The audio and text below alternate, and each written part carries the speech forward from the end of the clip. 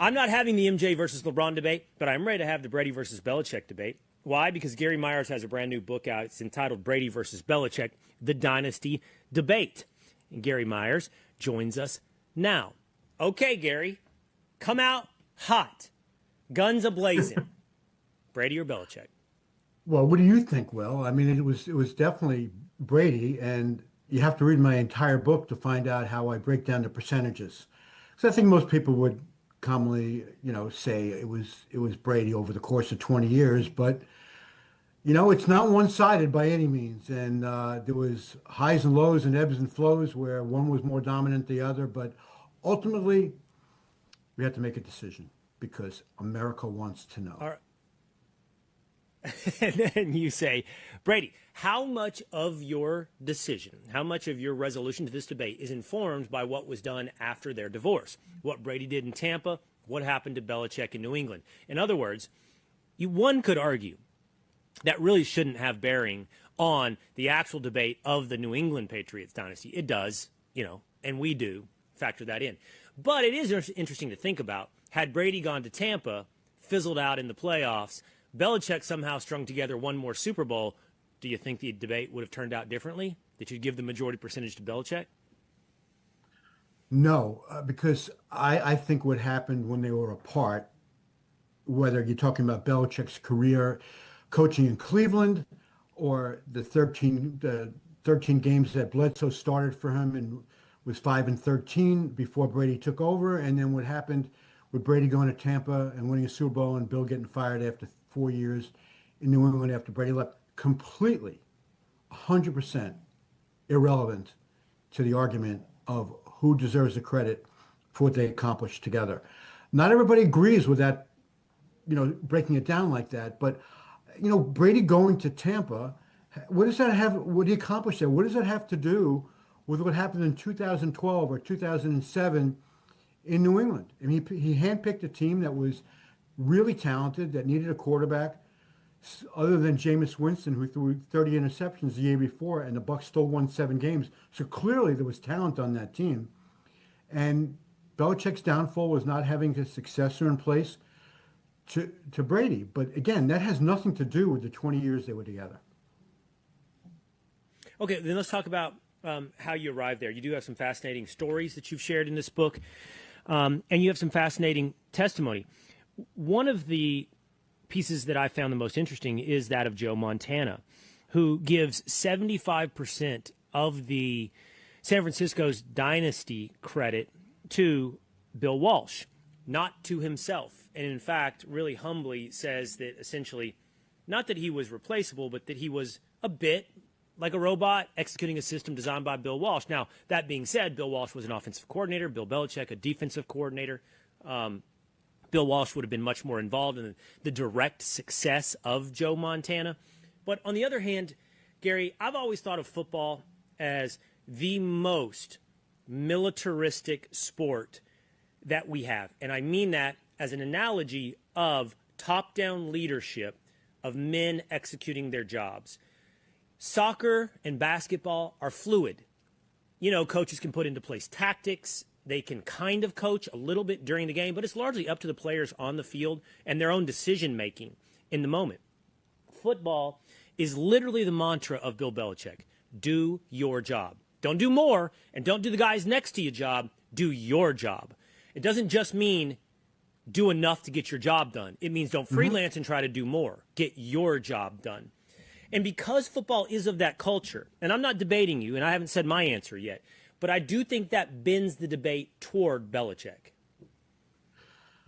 Well, I mean, it depends. Do you think the great quarterback is more important than the great coach?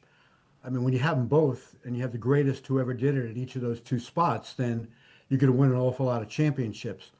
But if I had to choose between the two, I think you can win with a great quarterback and not a great coach.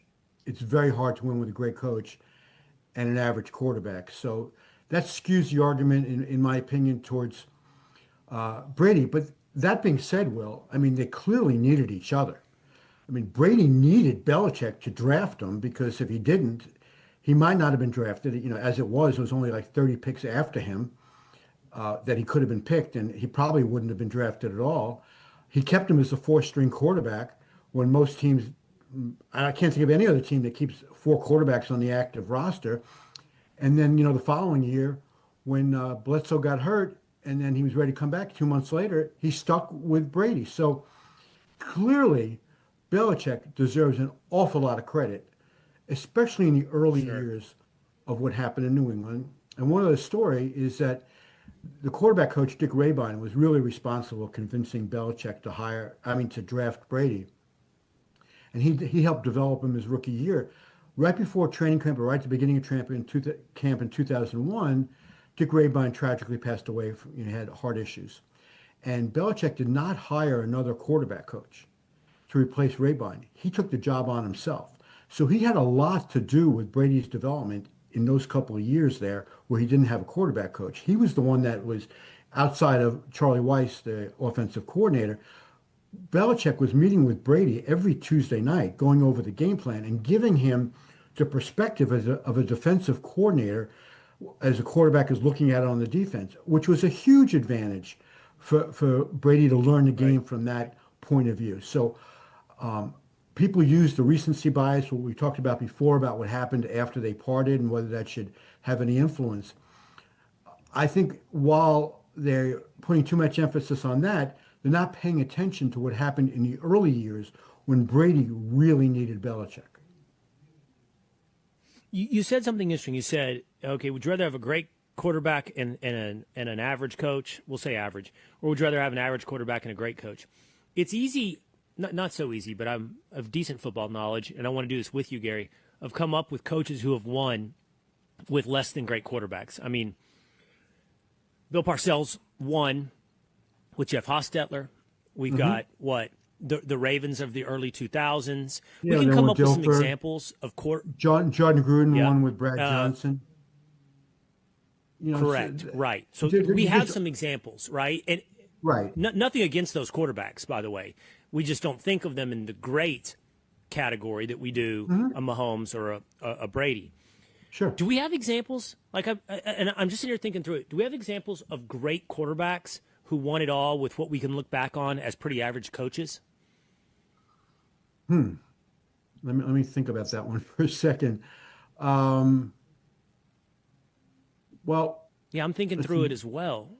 I'm trying to. I mean, think Brian Billick. where that best example. Brian Billick was not a great coach, and he won it with an incredible defense. The Ravens' 2000 defense was amazing, and that's the team that had Trent Dilfer. I don't want to point out Brian is the worst of the Super Bowl winning coaches because I almost have to look at the list. Obviously, Shula and Landry were all-time What greats. about Green Bay? Green Bay and Brett Favre. What was that? That was Mike Holmgren. He's a borderline Hall of Fame coach. Yeah. I mean, we can say Gruden. Yeah, Kurt Warner. Right? Well, that was Dick Vermeil. Yeah. Yeah, my producers are rattling ones off of my ear, like Aaron Rodgers and Mike McCarthy. Mike that McCarthy, might be the best and, example. Was Bill? I mean, Bill Cowher's in the Hall of Fame. Is Mike Tomlin a great coach? He won one Super Bowl there, and with Roethlisberger. Right. What has Mike Tomlin done since then? Pete Carroll. Now, Pete Carroll is one of the handful of coaches that have won a Super Bowl and a national championship. But if Pete Carroll was a great coach, they would have beaten New England in that Super Bowl because there's no way a great coach would have allowed Russell Wilson to throw that pass that Malcolm Butler intercepted instead of giving the ball to Marshawn Lynch. That was the worst call in the history of the world, at least in sports. So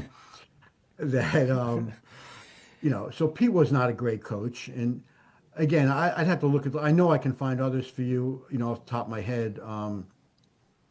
Obviously Chuck Noll was a great coach. Tom Flores. Oh, yeah,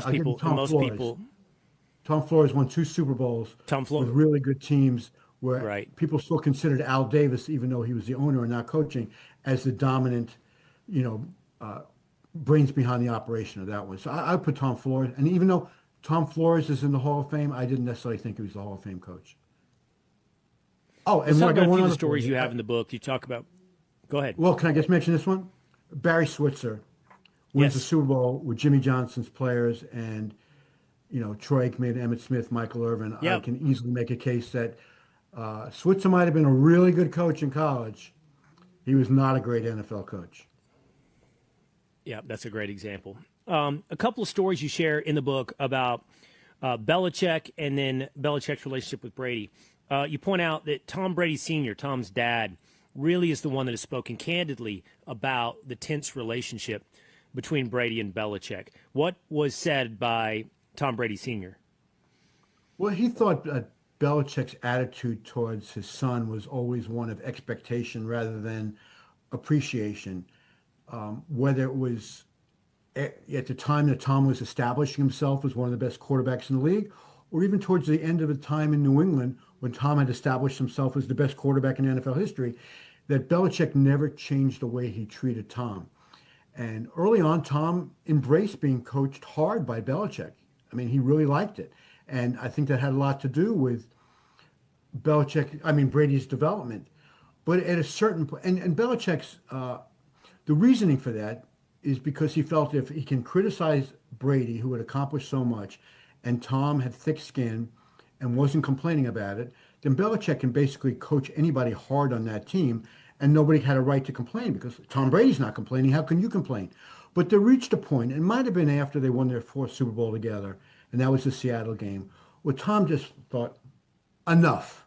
Go pick on somebody else. I've won you 4 championships. I think I deserve a little bit of the benefit of the doubt here. Lay off, buddy. We won 35-7. You don't have to pick on the interception that I just threw that was meaningless. But Belichick only knew one way how to do it. And I would think that would wear anybody out.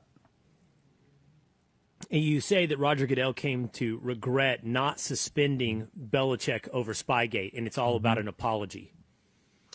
Yeah, I remember this specifically. It was a Thursday night that Goodell handed out the punishment for Spygate. It was a $500,000 fine to Belichick, $250 to the Patriots, and it took away a first-round draft choice. But behind the scenes, he had extracted a promise from Belichick that at his press conference the next morning, he would apologize for breaking the NFL rules. Belichick gets up at his press conference and apologizes to the Kraft family and to his players and to Patriot fans. No apology whatsoever for breaking the rules. And as he was being peppered with questions at the press conference, that was, we're on to San Diego, because they were playing the Chargers 2 days later.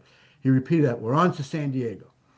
Well, I talked to Goodell about a week or two later, and I said, Roger, I'm really surprised you didn't suspend him. I mean, this wasn't like a one-shot deal. This has been going on for 8 years. You just happened to catch him now. And he said, I really regret not suspending him, maybe not for the reasons that you're saying, but because part of the deal was he was going to apologize for what he did. And Goodell felt betrayed by Belichick in that instance, and again, really regretted not really, bringing down the hammer on him at that time.